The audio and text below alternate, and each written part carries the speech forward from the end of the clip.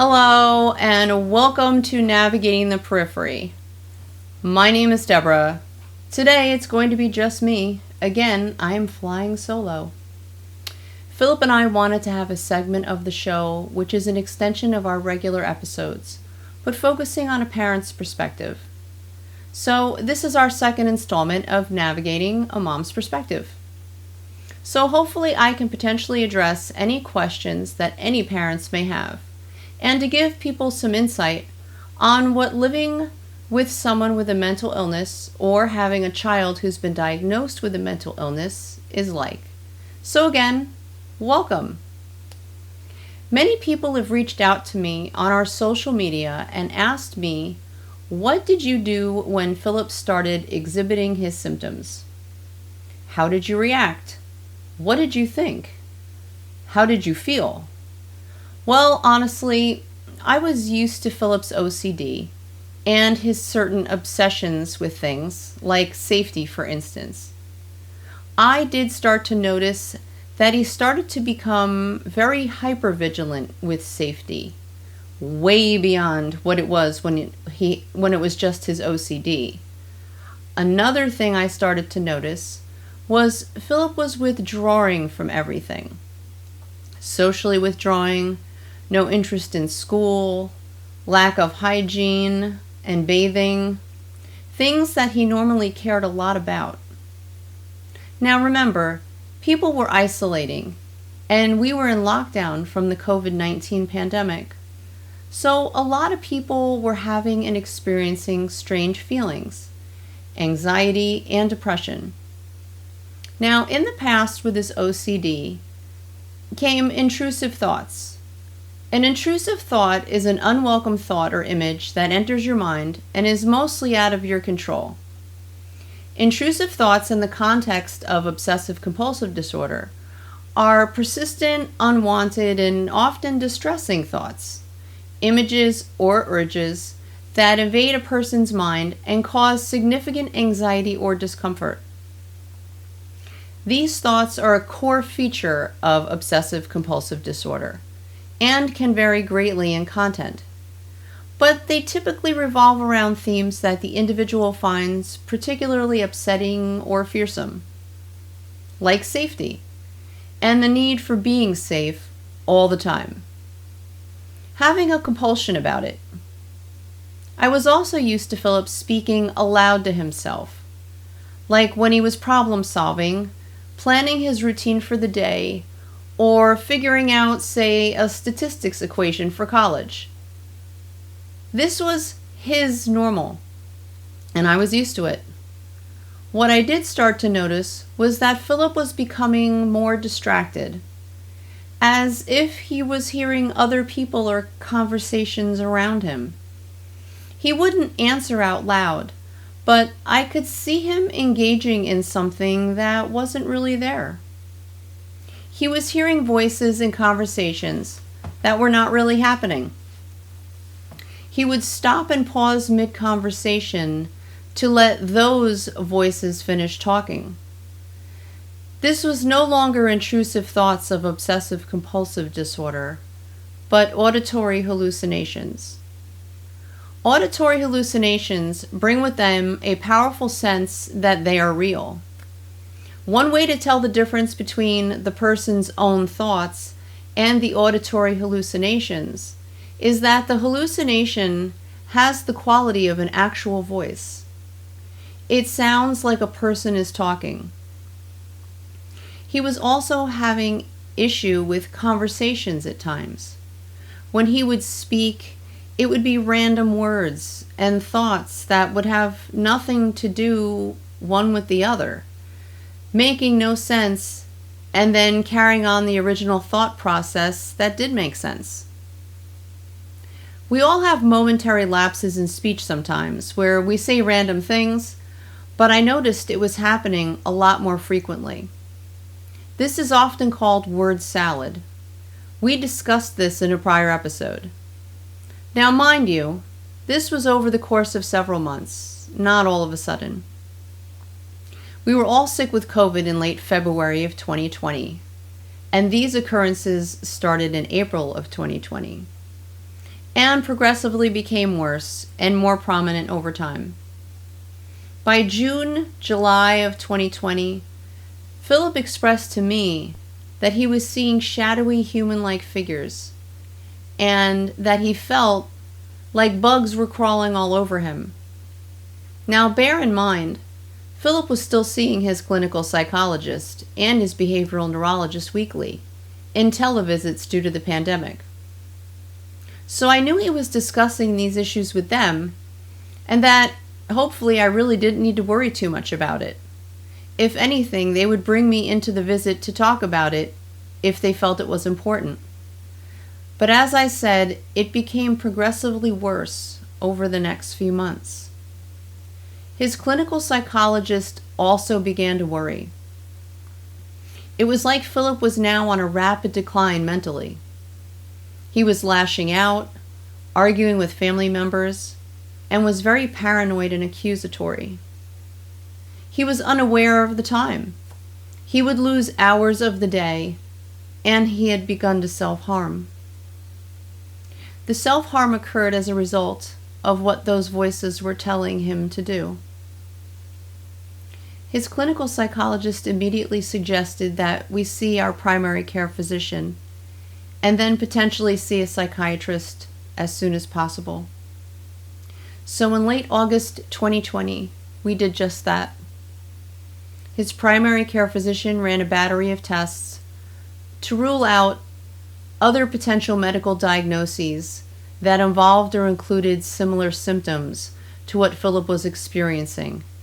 And then after sending those test results on to his psychiatrist, a final diagnosis of schizoaffective disorder was reached in September of 2020. And this is how it started. Like Philip stated in a previous video, being hospitalized was not an option for him. It was during the height of the pandemic. If he were to be admitted into a hospital, he would be allowed no visitors at all due to the COVID restrictions that were in place. At that point, Philip stated to me that if he was hospitalized, he would not make it out of the hospital. As his mom, this was very upsetting, terrifying, and disturbing for a mom to hear coming from her child. But when he told me that if he went into the hospital that he would not make it out, he held my hand and he meant it. He meant what he said. He was spiraling downward and fast. I knew at that moment I would lose Philip forever if we did not seek immediate help. We now had to start a new drug regimen of antipsychotics and mood stabilizers, on top of his OCD and generalized anxiety disorder and depression medications. Fortunately, at this point in time, I was able to stay at home with him to monitor his behavior and to be there if he experienced any side effects from these medications. And when I could no longer stay home every day, my husband was able to be home with him. We went through several different medication regimens of antipsychotics and mood stabilizing medications, bringing us to now. And now his current regimen has been really working for about 18 solid months, which is amazing. It consists now of 1 antipsychotic and 2 mood stabilizers and an antidepressant. And 4 years later, after being diagnosed, I still have a modified work schedule because Philip needs to be seen by his doctors regularly. I am so thankful that my job allows for me to do this. But this is our new normal. So back to why we're making this episode. Like I stated earlier, I've been getting private comments and questions like, what did you do when Philip started exhibiting his symptoms? How did you react? What did you think? To be honest, it was terrifying. And it happened so rapidly that I didn't have much time to think about my own feelings. I was in mom mode, and I had to get my son the best help possible and quickly, which was no easy feat during the COVID pandemic. I was grateful that what Philip has is a treatable condition. But after the diagnosis, I knew it was going to be an uphill battle. A lot of times during Philip's decline into psychosis from June to September, he wasn't even really aware that he was ill at all. He lost a lot of time and was in a kind of vegetative blank state, wasn't making much sense when you engaged with him, and became agitated and frustrated very often. As far as how I felt pretty horrible and sad. As we talked about it in a previous episode, no one wants their child stigmatized. I worried about how his life would change from being an outgoing on-campus college student with friends and normal relationships to, well, this. However, I was there no matter what the outcome was or what our new normal would be. It's imperative that you challenge this stigma, beginning with your own beliefs. Understand that having a child with a mental illness or a mental health issue is a normal aspect of being human and doesn't indicate weakness or failure as a parent. Symptoms of psychosis, like hearing voices and feeling paranoid, occur more frequently than you might think in the college population. The stressors associated with college life, such as academic pressures, social challenges, and the transition to independence, can be significant. When compounded by the additional stress, isolation, and uncertainty introduced by a worldwide pandemic, these factors can contribute to an increased risk of mental illness or mental health issues, especially among those predisposed to such conditions. And in looking back genetically in our family history, there is a strong history of mental illness. I had an uncle with paranoid schizophrenia and PTSD, and Philip's paternal grandfather had clinical and bipolar depression. The genetic factors, the pandemic, college pressures, and Philip's history with generalized anxiety disorder and OCD was the perfect cocktail for a mental illness like this to manifest. Philip, in his last semester in college, came across a Time magazine article covering how COVID-19 may be linked to spontaneous psychosis, and researchers are trying to figure out why. Philip and I are going to leave a link to that article in the description box below. This also ties into cytokines, inflammation, and the COVID-19 pandemic that we covered in our COVID-19 episode, which is also below. If you haven't watched it, please check it out. Now, getting back to my feelings and reaction to Philip's diagnosis, I did the best I could with what I knew at the time, and then I just had to take it one day at a time. It's really all a parent can do. Like I stated in the last Mom's Perspective video, educating others, advocating for mental health awareness, and being a voice against stigma can not only help your child, but also help you feel empowered. Taking action can transform negative feelings into positive changes, which is why Philip and I started this channel, to be a voice not only for the patient or person who is diagnosed, but a place where parents can also ask questions if they don't know where else to turn. It definitely requires a lot of emotional resilience, and it's crucial for parents, students, educators, and mental health professionals to recognize the potential for increased mental health challenges during such times, especially with the genetic family history of mental illness. Early intervention and support can make a substantial difference in outcomes for those experiencing psychosis or other mental health issues. This might include counseling, medication, support groups, or other forms of therapy tailored to your child's needs. Creating a supportive environment that encourages seeking help and reducing stigma around mental health is also so very essential.